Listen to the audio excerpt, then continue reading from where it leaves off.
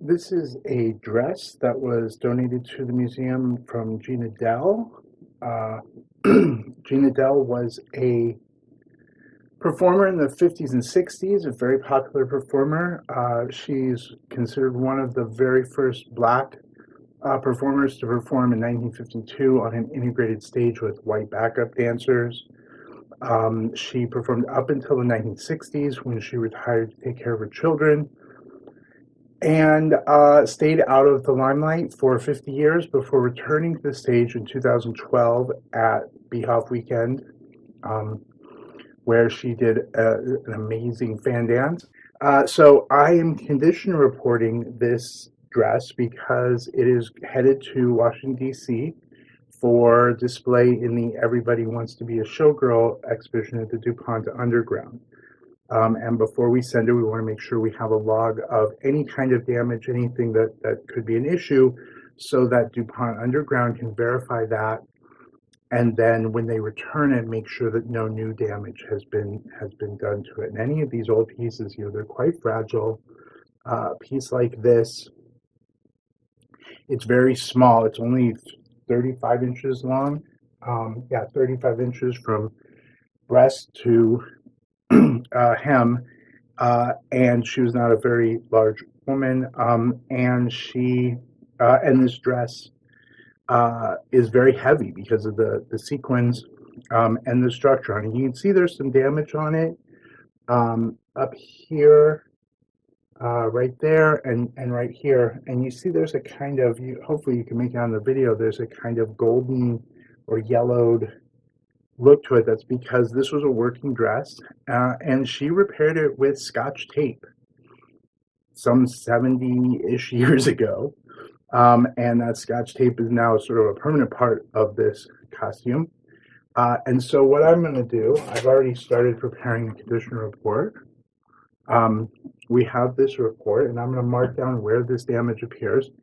Using a pencil, anytime we're working with pieces from the collection, we're going to use a pencil because pencils do not leave permanent marks, and if I had a slip and somehow left a mark on the device, it would be something we could remove, whereas pen and ink would not be able to be removed from the fabric.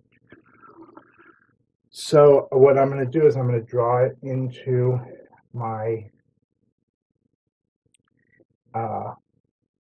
condition report form, and I'll hold this up to the camera so you can see where I've marked the two lines, and then I'm going to write down what those damages are. There's no other apparent damage on the front of it. I'm going to turn it over and we take a look at the back. Really the inside of it. In just a moment, well, on the back. But I do want to say, a lot of people are going to be thinking this. I'm not handling this with cotton gloves. You often see that in movies. People are wearing cotton gloves or nowadays latex gloves. Cotton gloves are dangerous for anything like this because they'll catch on these things. And any gloves aren't really worn in museums very often. Any glove has the risk of decreasing your sense of touch. And so you have a hard time feeling things. And you can't tell when you're putting too much pressure, too little pressure. Our hands are very delicate instruments. So my hands have just been washed. They are very dry, and that is for something that was in fact made to be thrown around on a stage, and has survived this long. That is going to be okay. So I'm gonna have to set my microphone down for a second while I flip these over with both hands.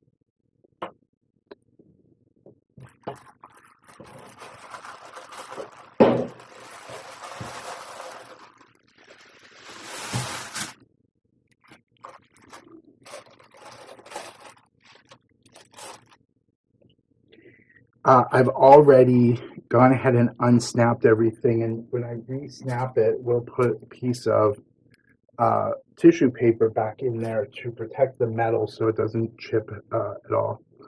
And there's really no damage you can see on the back, although this, here's a worn spot, and a little bit of that from the front goes around in the back. Spot below it. And that once I've marked where everything is, I'm going to go back and I'm going to add descriptions of what the image is on there. So now I'm going to open it up. And this is a very interesting piece. As I remove this, you're going to see, now we put tissue in when we're storing it to maintain the shape of the bust so that it doesn't get wrinkled or whatever. So you can see this is a commercial bra off the shelf. And she probably started with that and added this piece onto it and had some kind of different outside on it that was made into some kind of like a halter top looking piece that she wore in a different costume.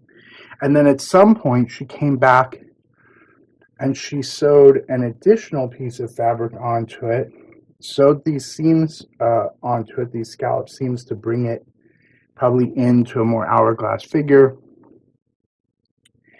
And that's how it became a dress. So this is, with the exception of this, was probably commercially made, but the rest of this is handmade by Jean Idelle, most likely, and in a couple of phases. And again, these are working pieces. There may have been something else here that got ripped, and so she cut it short and then added a new piece onto it. We don't really know, but and aside from the general yellowing, and that's something we expect over time, especially for something that was worn next to the skin. Some of that may be makeup residue, but some of it certainly just sweat that has yellowed the fabric over time. And some of it is just time itself, which tends to yellow white fabrics. Aside from that, I don't see any. Oh, there's a little bit of staining right here.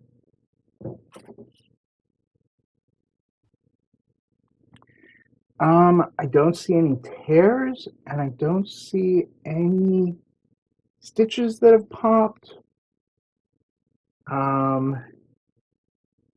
The snap fittings are all good, and I had kind of noticed that when I pulled it. This is just a little piece of this frayed fabric, which that's not really damage, although I guess if someone pulled on that for long enough, they could cause some damage. But yeah, other than that, this looks pretty good. Now, this is still a pretty delicate piece.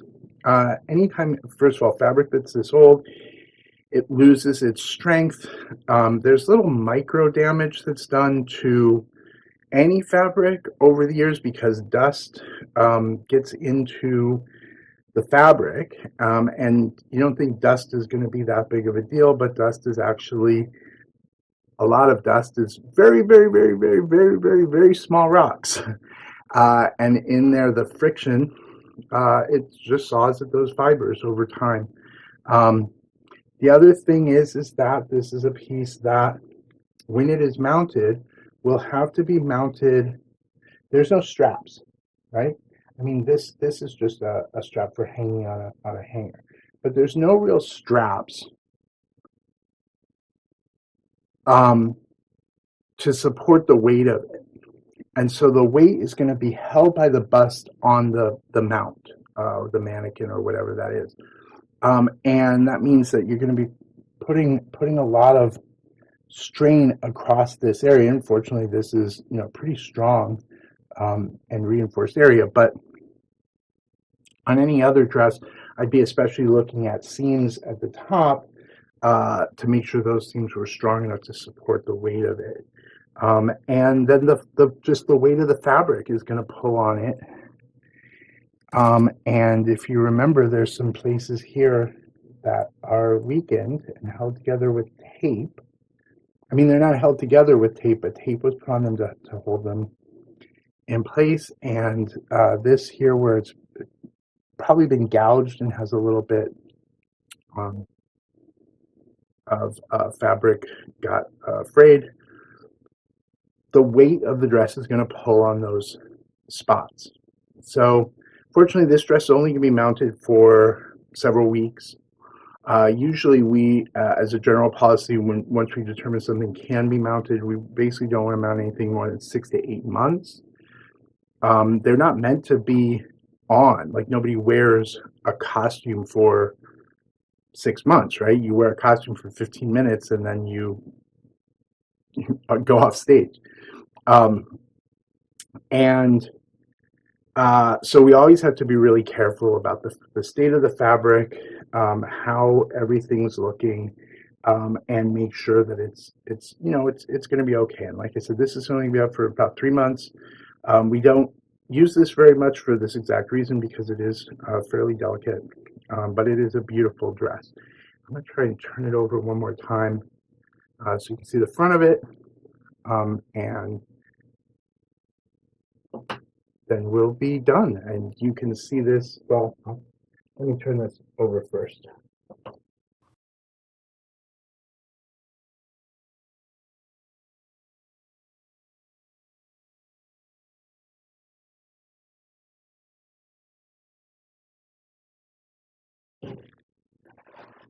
And there we go. Of course, this is going to look much more beautiful on a mannequin or a costume mount with good, strong, well, not strong as in bright, but strong as in properly placed and properly directed light.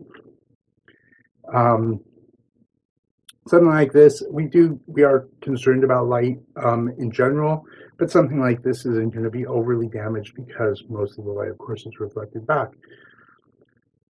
And inside lights, museum lights, we use low or non-UV lights. UV light is much more damaging.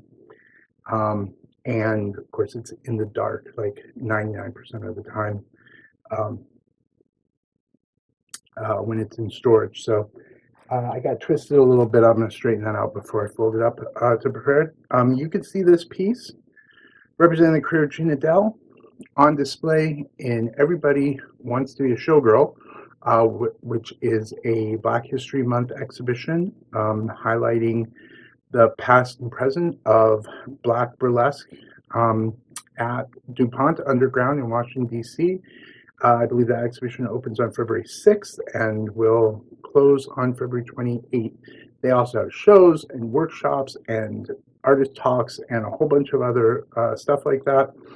You can find out more about them at